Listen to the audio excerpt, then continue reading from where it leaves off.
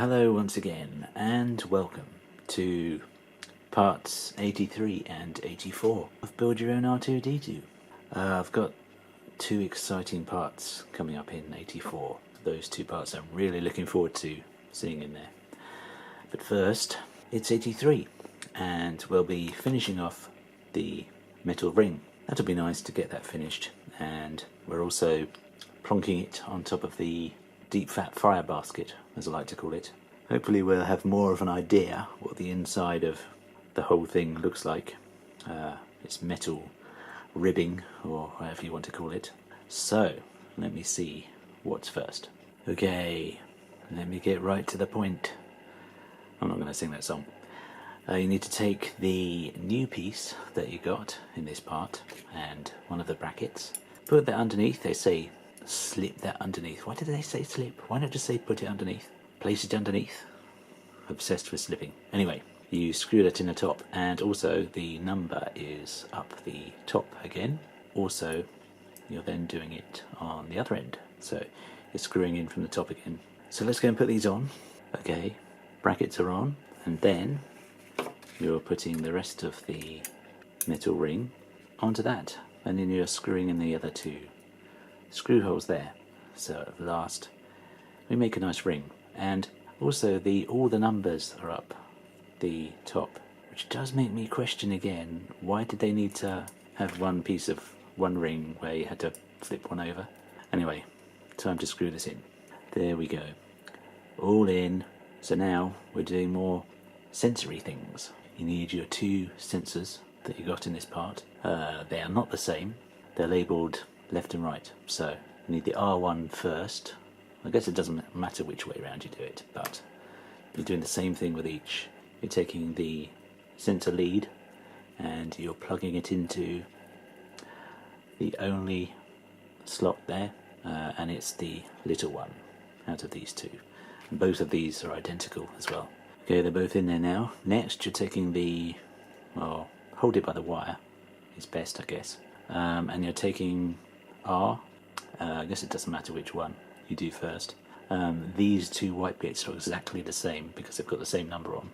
And you need the number facing that way, and you're placing it against the back of the black plastic. You place it there so that when it's up that way, you can see the two ridges there. And you are screwing this into place with our favourite screws in those holes there, which you can just about see, I hope. There we go, like so. Should look like that. All fits very nice and flush, and you need to do exactly the same thing for the other side. So take a good look, and if you need to know what the other one needs to look like, rewind this video slightly, because it just looks exactly the same as this. So I hope you don't think I'm skipping bits or being lazy in not showing you, but it's exactly the same thing. Okay, grab hold of your ring. That sounds slightly dodgy. You need your left sensor, and you need to hold it up that way.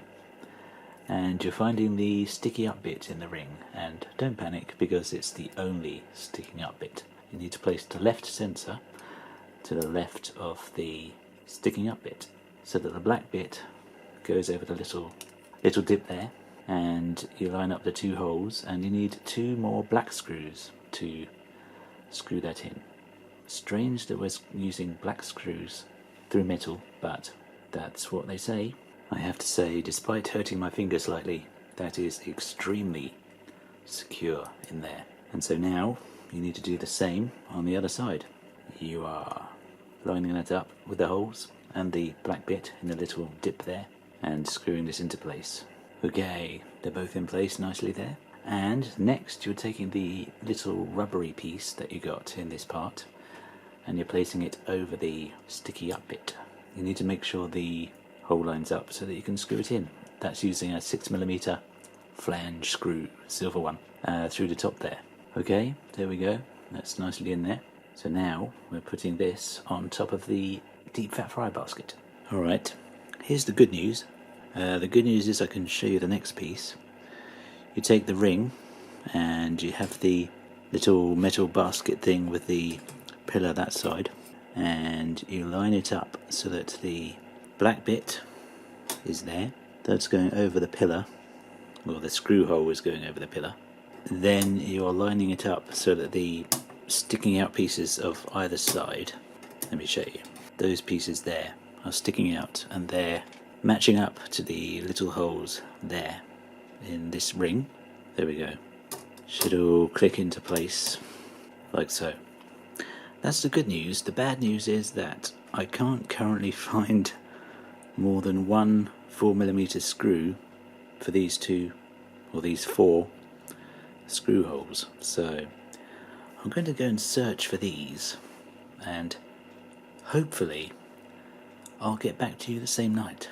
Okay, I'm guessing I'm sounding louder as well because I'm standing over the microphone. I used 6mm screws.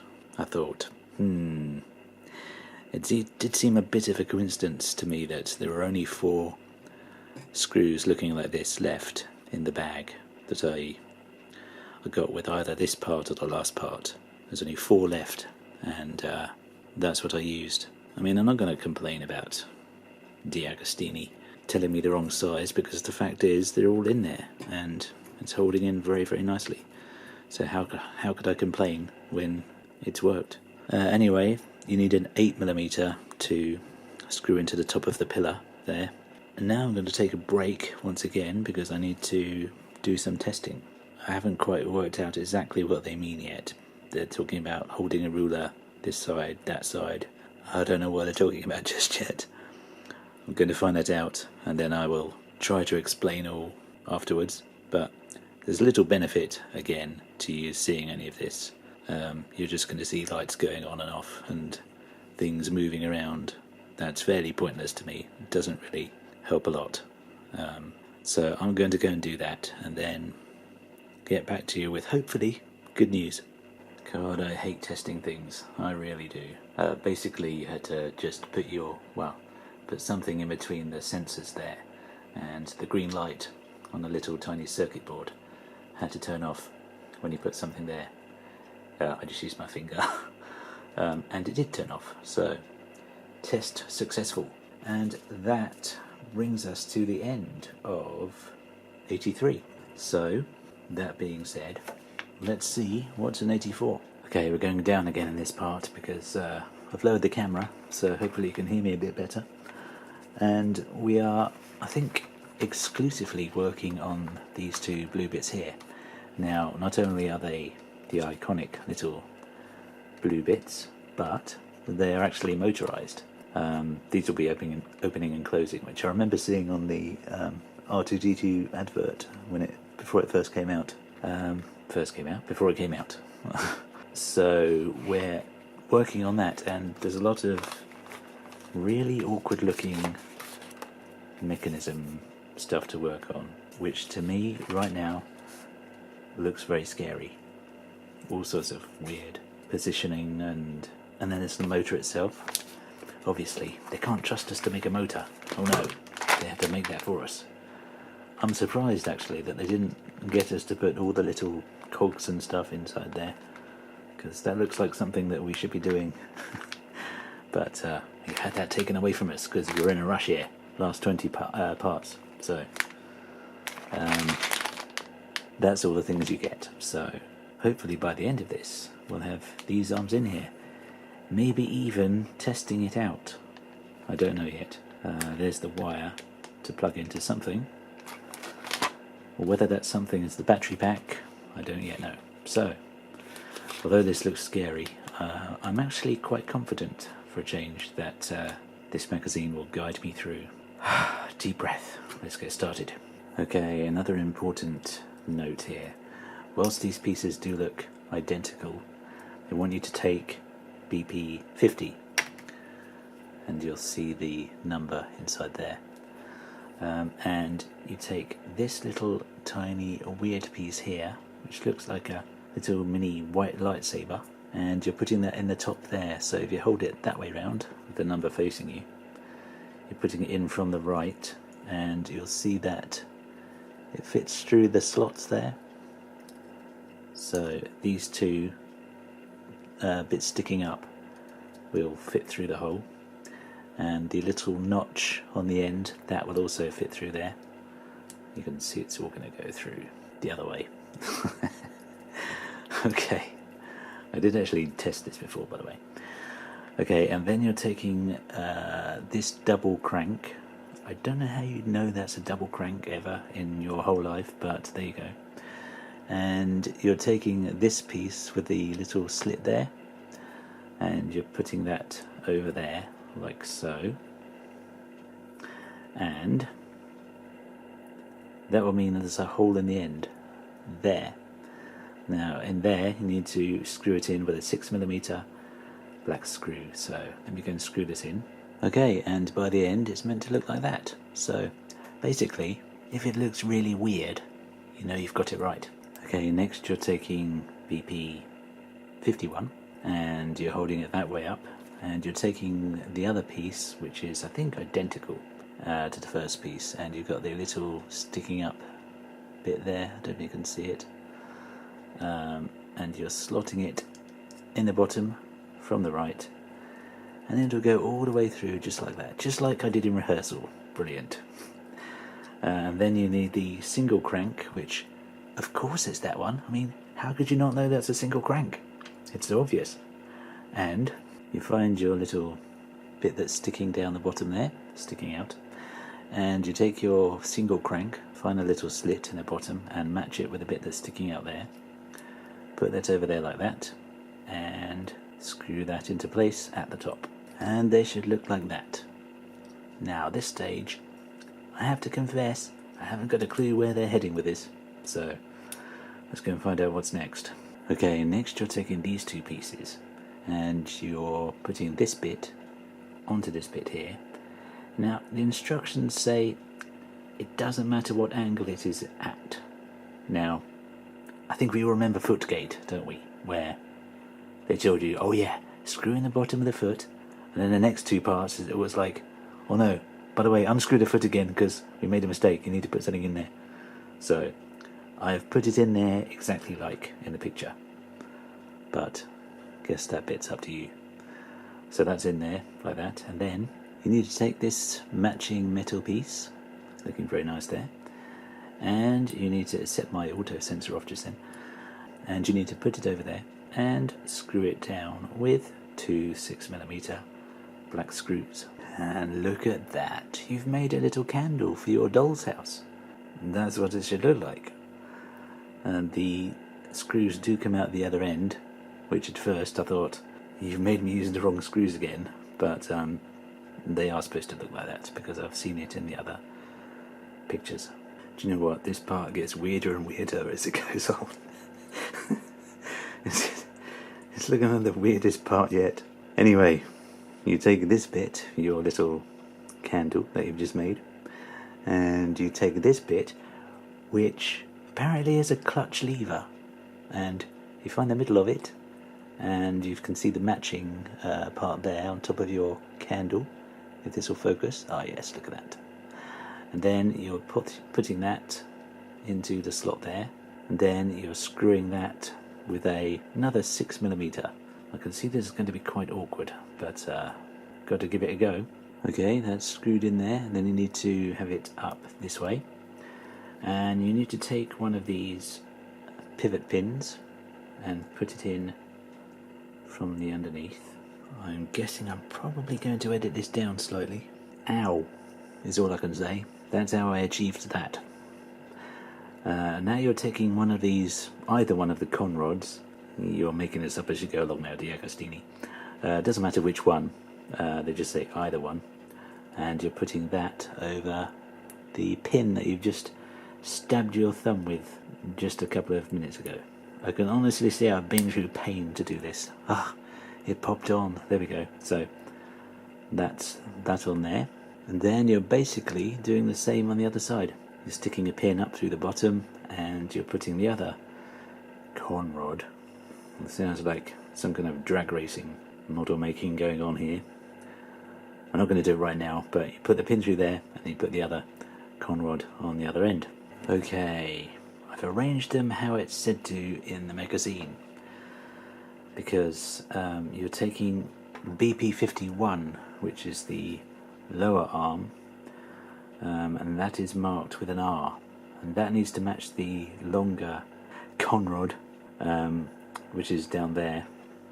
That needs to match that one, and the shorter one at the top is BP50, of course.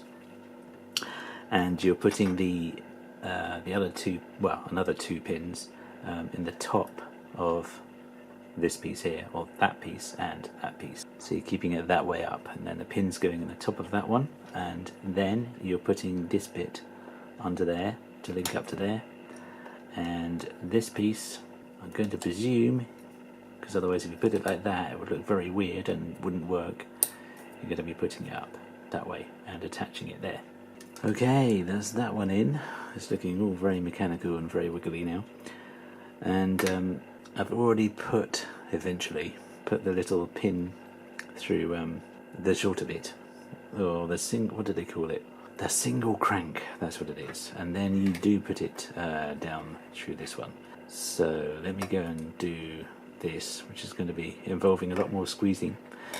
I did mean to say also that to get this one right, to make sure it's on the right side, the longer one, just a reminder that that has an R on it and that has an R on it, so in that sense you cannot go wrong, because once you've matched those up you've only got one left to go, so it's nice and simple. Okay, now it's all starting to make sense. That looks a bit weird coming out there.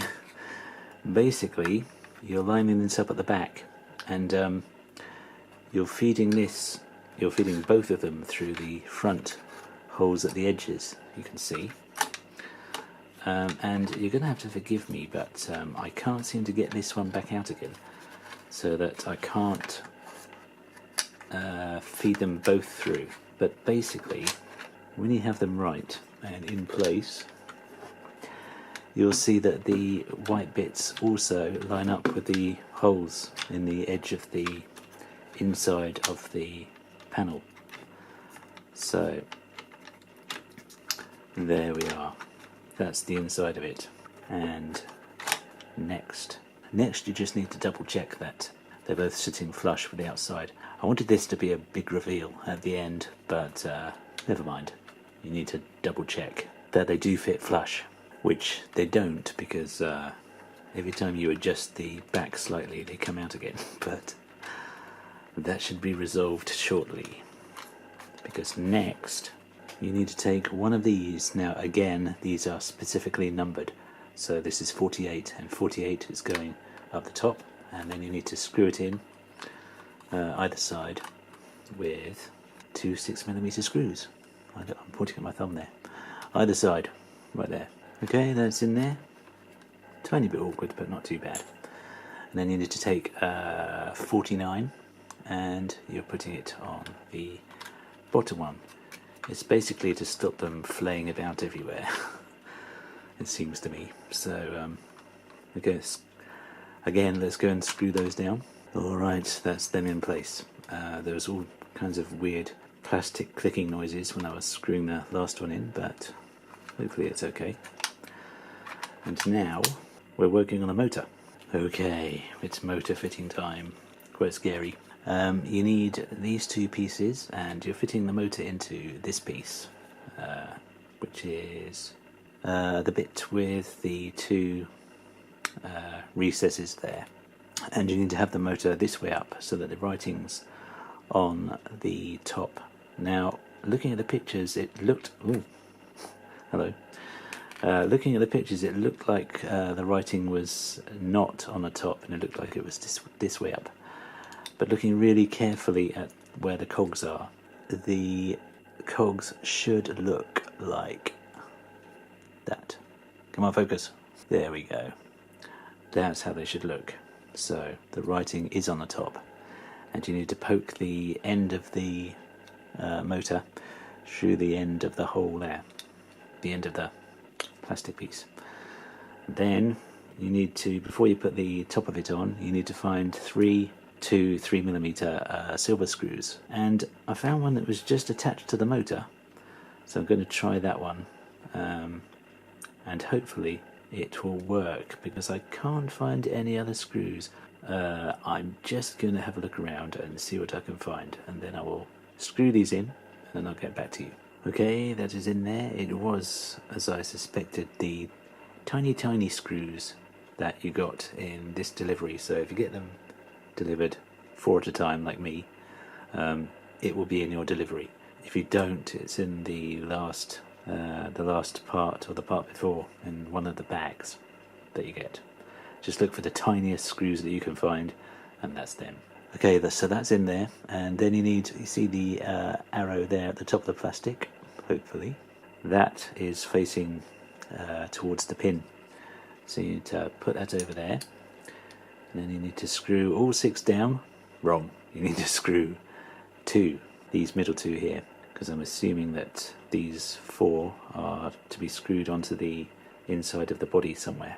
Alright, last but not least, well, nearly last, before the moment of truth, you need to take the motor, and it's got a little D-shaped pin at the end, and you need to match that up to the hole that's also D-shaped in the top of the clutch, as they call it, like so. And then you need to matching up with the 4 pins on the inside of the panel, as you can see. Boom, there we go. Very satisfying sound, that. The 2 arms are still closed, and then you're securing that with all 4 holes that are left with your 6mm black screws. So let me go and screw this in, and hopefully we'll be in business. Alright, they're all in there, and this is one piece of testing that I do enjoy. Look at that. Amazing.